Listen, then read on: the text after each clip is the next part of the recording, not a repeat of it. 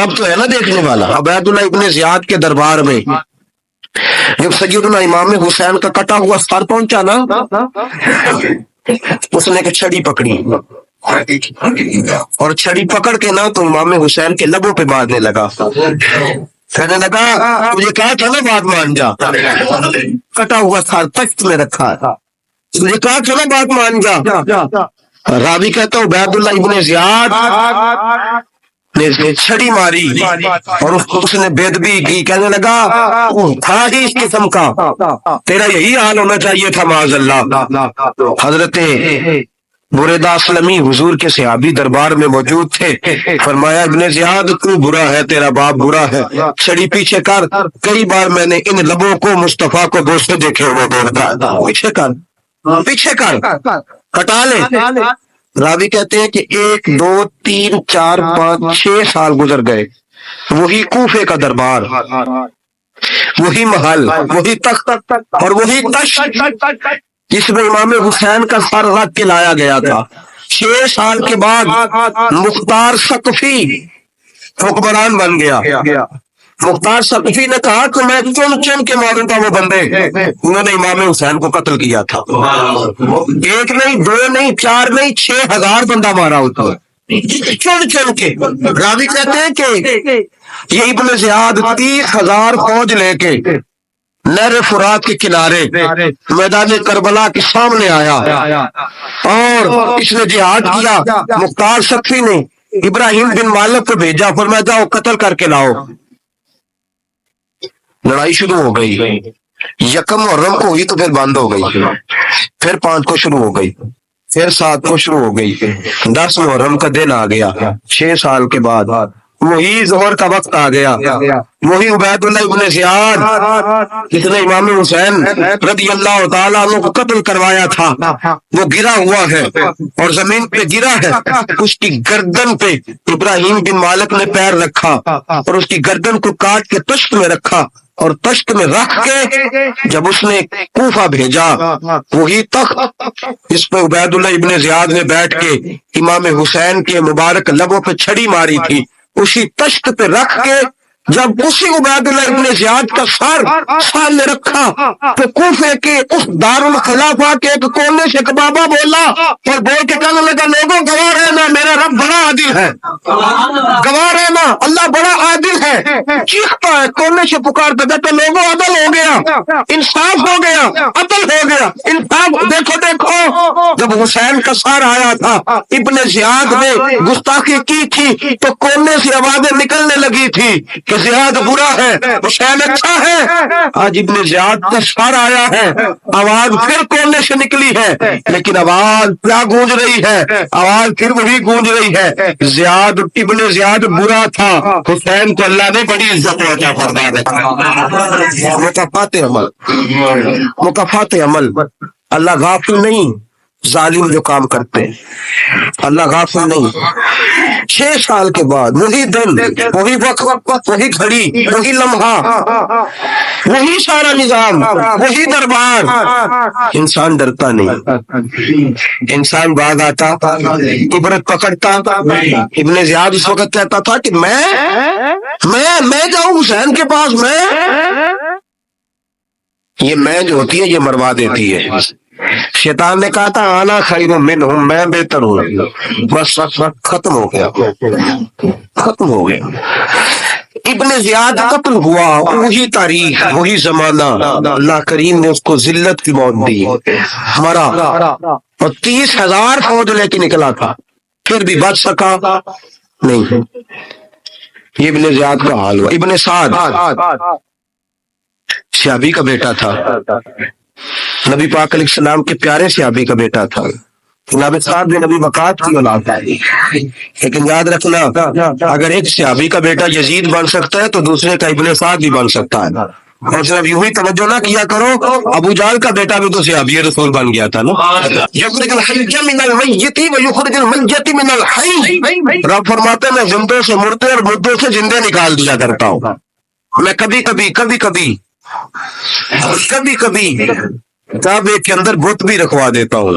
گھر میرا اور میرے ہی شریک اس گھر کے اندر راج کرتے رہتے ہیں، میری بے نیازی ہے، کچھ کا کچھ کر دیتا ہوں۔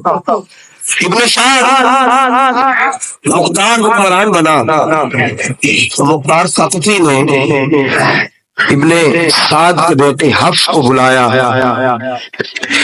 اور مزے کی بات یہ ہے کہ مختار جو بعد میں حکمران بنا نا، بڑی یاری تھی اس کی ابن سعد کے ساتھ۔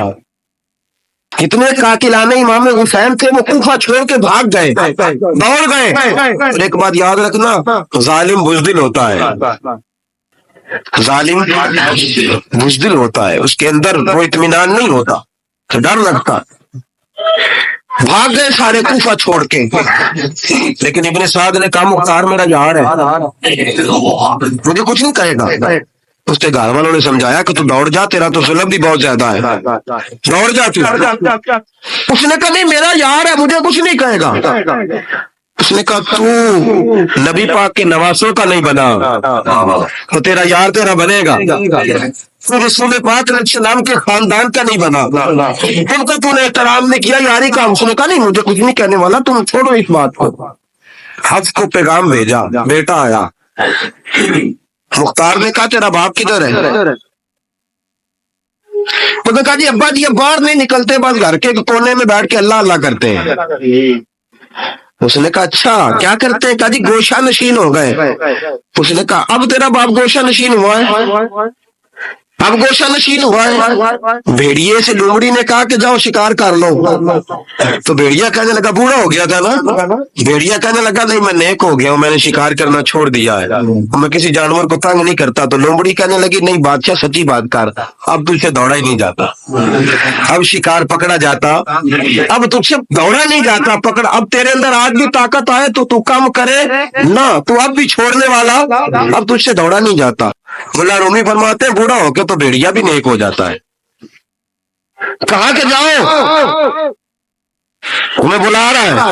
کہا نہیں جی میرے ابا جی نا آپ اندر رہ کے اللہ اللہ کرتے ہو۔ اس نے کہا مجھے اللہ اللہ یاد آئی ہے، اب اللہ اللہ یاد آئی ہے، کچھ گناہ ایسے ہیں جو رب معاف نہیں کرے گا، پر میں وہ جتنی مرضی نمازیں پڑھے، جتنے مرضی روزے رکھے، جتنی مرضی نفل پڑھے، سارا کچھ کر لے، لیکن اللہ کبھی حسین کے گستاخ پہ معاف نہیں کرے گا، کبھی نہیں معاف کرے گا۔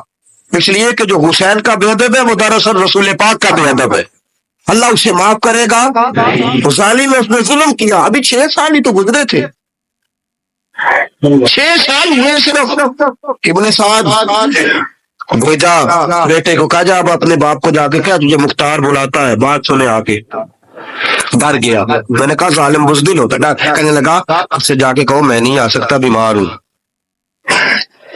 اس نے کہا چلو وہ نہیں آ سکتا تو ہم تو جا سکتے ہیں نا، ہم تو جائیں گے نا۔ ابن سعد نے بھیجے 10-12 بندے، فرمایا جاؤ زندہ نہ لے کے آنا، میرے پاس زندہ نہ لے کے آنا۔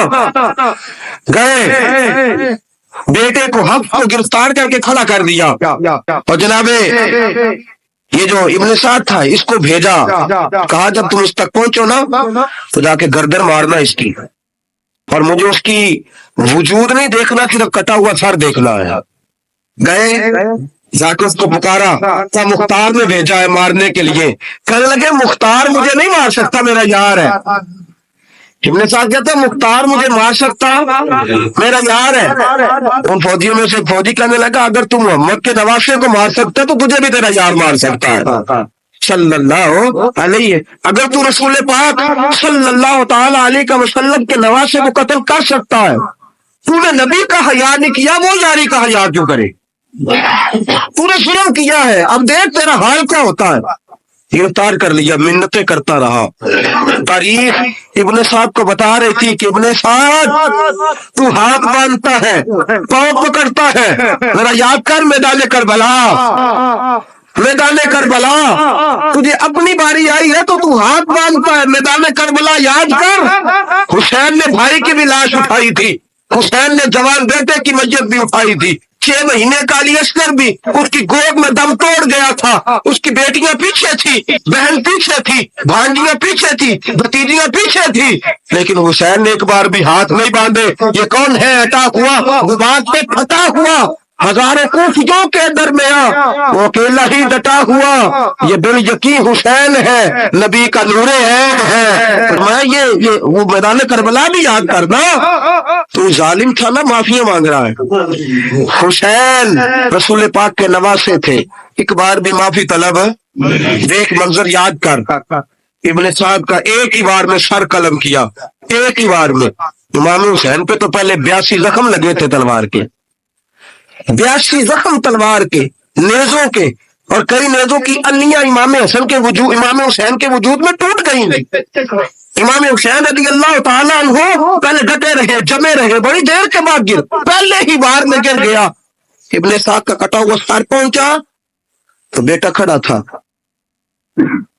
मुख्तार सख्ती ने कहा कि तेरा बाप मैंने मार दिया है। कहने लगा तो मजा नहीं रहा जिंदगी में। तो उसने कहा चलो ठीक है, तुम्हें भी मार देते हैं, पर मजा नहीं रहा तो मार देते हैं। काट दिया सर उसका भी, दोनों सर काटे, तश्त में रखे, और मदीना मुनव्वरा हजरत मोहम्मद बिन हनफिया रज़ी अल्लाह ताला अन्हु, जो इमाम हुसैन के छोटे भाई थे, जनाब अली की दूसरी ज़ौजा के बेटे थे, जनाब अली के साहिबजादे उनके पास भेजे, और भेज के कहा कि लो, इब्ने साद का सर हुसैन का बदला है और उसके बेटे का सर अली अकबर का बदला है। जब मोहम्मद बिन हनफिया के पास पहुंचे तो आपने फरमाया ये कमीनों के सर मेरे भाई के सर का बदला हो ही नहीं सकते, ये कहाँ हुसैन का बदला हो सकते हैं। वो हुसैन इब्ने अली, वो हुसैन इब्ने अली, हुसैन इब्ने अली की शान रिफत कोई क्या जाने, हसन जाने, अली जाने, नबी जाने, खुदा जाने। वो हुसैन इब्ने अली के बाप जिन्हां दा हर मैदान अंदर लड़ता रहे असी कुल ईमान बन के, मां जिन्हां दी सजदतुन निशा होवे ते नाना अर्श ते जावे मेहमान बन के। फरमाया कि हुसैन का बदला हो सकते हैं। वो खोली बिन यजीद, खोली बिन यजीद जिसने इमाम हुसैन का सर काटा था, पता चला ना, देखे ना इमाम हुसैन को कितने मौके मिले थे करबला से जाने के। पहले मौके पर ही और बिन यजीद ने कहा कि इमाम आप जाना चाहे तो मैं रास्ते खोल देता हूँ, आप तशरीफ ले जाएं। इमाम हुसैन ने फरमाया मैं अली का बेटा हूँ, दौड़ूंगा नहीं, मैं दौड़ूंगा नहीं, मैं नहीं जाने वाला। खालिद बिन यजीद दौड़ गया, कूफा छोड़ के दौड़ गया और किसी दूर दराज इलाके में जाके डेरा लगा लिया। फिर वहां से वापिस आया, किसी ने कहा अमन हो गया, आजा, आ गया दोबारा कूफे। मुख्तार को पता चला कि आ गया है, फंस गया है, घर पहुंच गया है। इसकी बीवी जो थी ना खालिद बिन यजीद की, बड़ी मोहब्बत करती थी नबी पाक के खानदान के साथ, हुजूर के खानदान के साथ बड़ी मोहब्बत करती थी। और मोहब्बत वालों का अंदाज पता क्या है, रंगे चमन पसंद, न फूलों की बू पसंद, हमको है वो पसंद जिसे आए तू पसंद, ये अंदाज है। अंदाज मोहब्बत ये है कि नबी पाक का गुलाम ना हो, सगा चचा भी हो तो मानते नहीं, गुलाम ना बने, सगा चचा भी हो तो मानते नहीं। और नबी पाक अलैहिस्सलाम का गुलाम हो, चाहे हबश कराने वाला बिलाल ही क्यों ना हो, सरदार मानते हैं। ये अंदाज मोहब्बत है। वो बीवी बड़ी मोहब्बत करने वाली थी, उसने पैगाम भेजा, उसने कहा आ गया है घर। तो बंदे भेजे, कहा जाओ खौली को पकड़ के लाओ। मुख्तार ने कहा जल्दी लाओ। हुक्मरान ने हुक्म दिया, लाओ पकड़ के। गए घर के अंदर, गए तो छुप गया। छुपा कहा? टोकरे के नीचे। मैंने कहा जालिम बुज़दिल होते हैं। एक टोकरे के नीचे छुप गया। बीवी से कहने लगा, उनसे कहना मैं घर कोई नहीं, इनसे कहो मैं घर नहीं। बीवी कहने लगी चलो ठीक है। दरवाजे पे गई तो कहने लगे हम खालिद बिन यजीद को गिरफ्तार करने आए हैं। मुंह से पुकार के कहने लगी घर कोई नहीं, मुंह से, और हाथ के इशारे से कहने लगी वो टोकरे के नीचे छुपा हुआ है। मुंह से कहने लगी कोई नहीं घर, ताकि सुन ले, अंदर सुन ले। मुंह से कहने लगी कोई नहीं, हाथ के इशारे से कहने लगी छुपा हुआ टोकरे के नीचे। गए, जाके टोकरा हटाया, अपने पास बहुत सारी दौलतें और जायदादें वो सारी दे दी। कहने लगा ये मेरे पास कितना पैसा है, ये बहुत से कागजात हैं, ये कितने जेवरात हैं, ले लो, मुझे छोड़ दो। उन्होंने कहा वो हुकूमत किधर है जिसके लिए तुमने हुसैन का सर काटा था? किधर है वो तुम्हारे तख्त, और किधर गई वो तुम्हारी सल्तनतें, और किधर गई वो तुम्हारी दौलत और इक़्तिदार, और किधर है वो तुम्हारा असला जिसकी बुनियाद पर तुमने रसूल पाक का खून मैदान करबला में बहाया था, वो हमारे सामने लेके आ। कहने लगा ये थोड़े से नमाज जो मैंने इकट्ठे किए थे, ये दुनिया की गंदी दौलत, उसके लिए मैंने मैदान करबला में इमाम हुसैन का मुबारक सर मुबारक तन से जुदा किया था, ले लो मुझे छोड़ दो। उन्होंने कहा ना दुनिया में ले तुझे छोड़ेंगे और ना अल्लाह ही तुझे क़यामत के दिन छोड़ेगा। गिरफ्तार करके लाए। मुख्तार ने कूफे के बाजारों के अंदर ऐलान किया कि आओ बाहर निकलो तुम्हें बताऊं। हुसैन इब्ने अली का खानदान गिरफ्तार करके इन्हीं कूफे की गलियों में फिराया गया था ना, यही घुमाया गया था, आओ तुम्हें दिखाऊं खुदा का इंतकाम और अल्लाह तबारक व तआला का इंसाफ तुम्हें दिखाऊं, आओ मैदानों में निकलो, घरों के बाहर आओ। मुख्तार सकफी अगर तो बंदा बाद में ये भी ठीक ना निकला, लेकिन बाज़ औक़ात मेरे नबी पाक अलैहिस्सलाम ने फरमाया अल्लाह अपने दीन का काम अपने नाफरमान से भी ले लिया करता है। उसने काम लेना हो फासिक से भी ले लेता है। अल्लाह ने ले लिया काम, निकलो मैदानों में, निकले बाहर, चौक भर गए, गलियां भर गई, खूफे के मोहल्लात भर गए। मुख्तार ने कहा लोगों 6 साल पहले की तारीख भी ज़हन में रखना, और आज का दिन भी तुम कभी मजे वो खालिद बिन यजीद है कि ये नारे लगाता था खूफे की गलियों में कि मैंने हुसैन का सर काटा है, मैंने हुसैन का सर काटा। तुम्हारे सामने खड़े पूछो इससे। उससे पूछा भी तूने हुसैन का सर काटा? कहने लगा जी मैंने तो बिल्कुल नहीं काटा था, मैं तो इनाम के लिए नारे लगाता था, मैंने तो नहीं काटा। उसने कहा चलो अभी करते हैं तेरा बंदोबस्त। जख्म लगाए तलवार के साथ, इसके वजूद पर जख्म लगाए, और जब निढाल हो गया, खून बह गया, जमीन पे गिर गया, तो मुख्तार ने कहा इसके वजूद को आग लगा दो, जिंदा को जला दो। जब वो जल रहा था राख उड़ रही थी, लोग कह रहे थे कि देखो याद रखना अल्लाह ने रस्सी ढीली कर दी थी, अब रब ने रस्सी खींची है, तो देखो खुदा से बड़ा किसी का इंसाफ नहीं है। किस अंदाज में इमाम हुसैन के कातिल को शिमर जिल जोशन, मैंने कहा था 10 मुहर्रम के दिन जब मुख्तार के लोग इसके पीछे भागे तो मदीना मुनव्वरा तक गया, हजरत इमाम ज़ैनुल आबिदीन से भी मिला, उन्होंने पानी भी पिलाया। कहने लगा इमाम साहब लगता है आपने मुझे पहचाना नहीं।